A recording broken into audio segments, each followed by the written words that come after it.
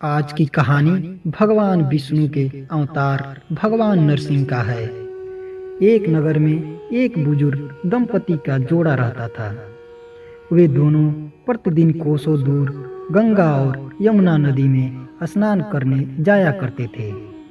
इतनी दूर आने जाने से बुजुर्ग की पत्नी थक जाती थी। एक दिन उसने अपने पति से कहा कि हमारा एक पुत्र होता तो कितना अच्छा रहता। पुत्र के बहू रहती तो हमें घर वापस जाने पर खाना बना हुआ मिलता और हमें थके शरीर से घर का काम भी नहीं करना पड़ता। अपनी पत्नी की बात सुनकर बुजुर्ग आदमी ने बोला, तुम बात तो सही कह रही हो, चलो मैं तुम्हारे लिए बहू ला ही देता हूँ। बुजुर्ग आदमी अपने पत्नी से कहा कि एक पोटली में आटा और चावल डालकर कुछ चांदी के मोहरे रख दो। पत्नी ने ठीक वैसा ही पोटली बांधकर दे दी। पोटली लेकर बुजुर्ग आदमी चला गया। सफर के दौरान यमुना के किनारे बहुत ही सुंदर लड़कियां दिखाई दी। वह सब रेत में घर बनाकर खेल रही थी। उनमें से एक लड़की कहती है, मैं अपना घर नहीं बिगाड़ूंगी, मुझे तो रहने के लिए ये घर चाहिए। लड़की की बात सुनकर बुजुर्ग मन ही मन सोचने लगा कि बहू बनाने के लिए यही लड़की उचित है। जब वह लड़की जाने लगी तो बुजुर्ग आदमी भी उसके पीछे पीछे उसके घर तक चला गया। वहां जाकर उसने उस लड़की से कहा, बेटी, कार्तिक का महीना चल रहा है, इसलिए मैं किसी के घर खाना नहीं खाता। मैं अपने साथ खाने का सामान लेकर आया हूँ। तुम अपनी माता से पूछो कि क्या वह मेरे लिए आटा छानकर 4 रोटी बना देगी। यदि वह मेरा आटा छानकर रोटी बनाएगी तो मैं कुछ खा लूँगा। लड़की ने जाकर अपनी माँ को ये सारी बात बताई। माँ ने कहा, ठीक है, जाकर बूढ़े बाबा से कह दो कि वह अपना आटा दे, मैं रोटी बना दूंगी। जब वह आटा छानने लगी तो आटे में से चांदी के मोहरे निकलने लगे। वह सोचने लगी कि जिसके आटे में इतना मोहरे हैं उसके घर में कितनी धन दौलत होगी। जब वह बूढ़ा बाबा खाना खाने बैठा तो लड़की की माँ ने उससे पूछा, क्या आपका कोई लड़का है और क्या आप उस लड़के की शादी उसके लड़की से करना चाहेंगे। यह सुनकर बूढ़े बाबा ने कहा कि मेरा लड़का तो काशी में पढ़ने गया है, लेकिन यदि तुम कहो तो खांड कटोरे से विवाह करके तुम्हारी बेटी को अपने साथ ले जाऊं। लड़की की माँ ने कहा, ठीक है बाबा। इस पर लड़की की माँ ने लड़की की खांड कटोरे से शादी करके उस बूढ़े बाबा के साथ भेज दिया। बूढ़ा बाबा ने घर आकर कहा, श्याम की माँ, दरवाजा खोल कर देखो, मैं तुम्हारे लिए बहू लेकर आया हूँ। बुजुर्ग की पत्नी भीतर से ही बोली, हमारे तो कोई बेटा बेटी नहीं है तो बहू कहाँ से आई। पड़ोसी ताना मारते हैं, अब आप भी मारने लगे। बूढ़े बाबा ने कहा, तुम दरवाजा खोल कर तो देखो। जब पत्नी ने दरवाजा खोला तो सामने बहू खड़ी थी। उसने बहू का स्वागत किया और आदर सत्कार से अंदर ले गई। अब बुजुर्ग दंपति नदी में स्नान करने जाते तो पीछे से बहू घर का सारा काम करके और खाना बनाकर रखती थी। वह उनके कपड़े धोती और रात को हाथ पैर भी दबा देती थी। इस तरह बहुत दिन बीत गए। बूढ़े बाबा ने अपनी बहू से कहा कि बहू, कभी भी चूल्हे की आग मत बुझने देना और मटके का पानी खत्म मत होने देना। परंतु एक दिन चूल्हे की आग बुझ गई। यह देखकर बहू घबरा गई और भागी भागी अपनी पड़ोसन के पास गई और कहा कि मेरे चूल्हे की आग बुझ गई है, मुझे थोड़ी आग चाहिए। मेरे सास ससुर सुबह 5 बजे से नदी पर स्नान करने गए हुए हैं। वह थके हुए घर आएंगे, इसलिए मुझे उनके लिए खाना बनाना है। यह सुनकर पड़ोसन ने कहा कि तुम तो बावली हो, तुम्हें यह दोनों मिलकर पागल बना रहे हैं। इनका कोई पुत्र नहीं है, ये तो निसंतान है। बहू ने कहा, नहीं, ऐसा मत बोलो, इनका बेटा तो काशी में पढ़ने गया है। इस पर पड़ोसन ने हंसकर कहा, कि यह तुझे झूठ बोलकर लाए हैं। मेरी बात मान, इनका कोई बेटा नहीं है। अब बहू पड़ोसन की बातों में आ गई और कहने लगी कि अब आप ही बताओ मैं क्या करूं।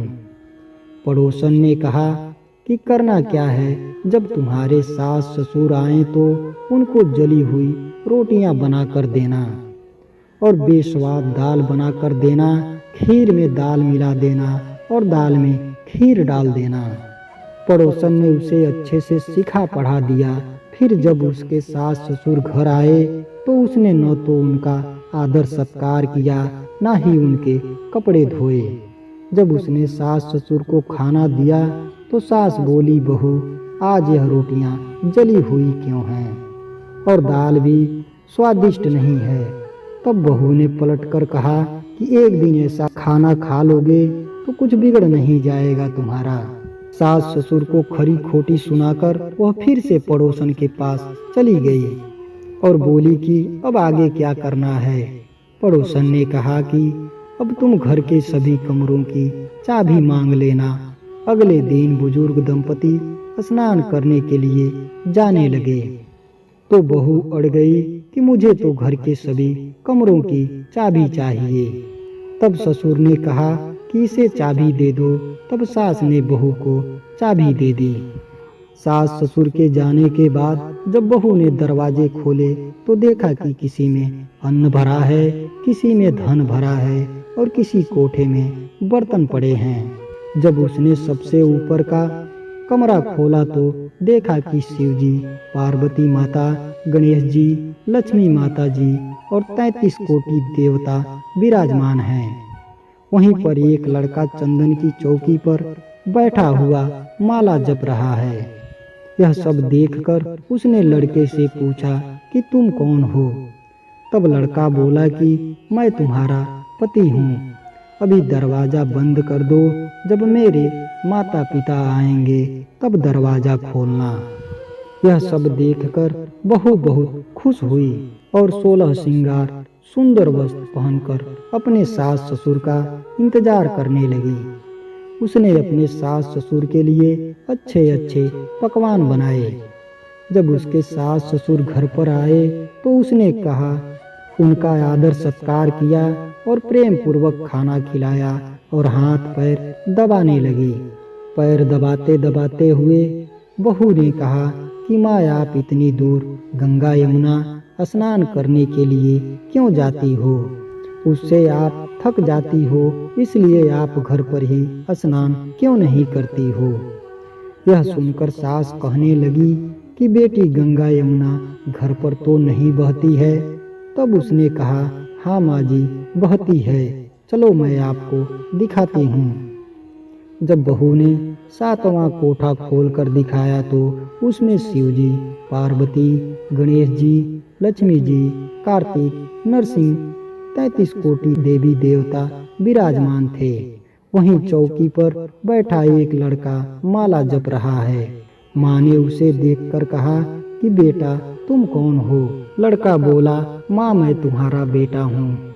तब पूछा कि तुम कहाँ से आए हो? लड़के ने जवाब दिया कि मुझे नरसिंह देव ने भेजा है। माँ ने कहा, बेटा यह संसार कैसे मानेगा कि तुम मेरे बेटे हो? फिर माँ ने कुछ विद्वान पंडितों से मदद मांगी। पंडितों ने बुजुर्ग दंपति को एक उपाय बताया और कहा, नदी के इस पार बहू बेटा खड़े हो जाएं और उस पार माँ खड़ी हो जाए। माँ ने चमड़े की वस्त्र धारण की हो और दूध की धार निकलकर बेटे के मुंह तक जाए और पवन पानी से गठजोड़ा बंधे, तब मानेंगे कि यह इस माँ का ही बेटा है। बुजुर्ग माँ ने ठीक ऐसा ही किया। चमड़े की वस्त्र फट गई और छाती में से दूध की धार निकलकर बेटे की दाढ़ी मूछ भी भीग गई। पवन पानी से बहू बेटे का गठजोड़ बंधन बंध गया। यह सब देखकर बुजुर्ग दंपति की खुशी का ठिकाना नहीं रहा। अब बुजुर्ग दंपति बेटे और बहू के साथ खुशी खुशी जीवन बिताने लगे। तो आज की वीडियो आपको कैसी लगी कमेंट बॉक्स में जरूर लिखें और ऐसे ही ज्ञानवर्धक वीडियो के लिए चैनल को सब्सक्राइब और वीडियो को लाइक जरूर कर दें।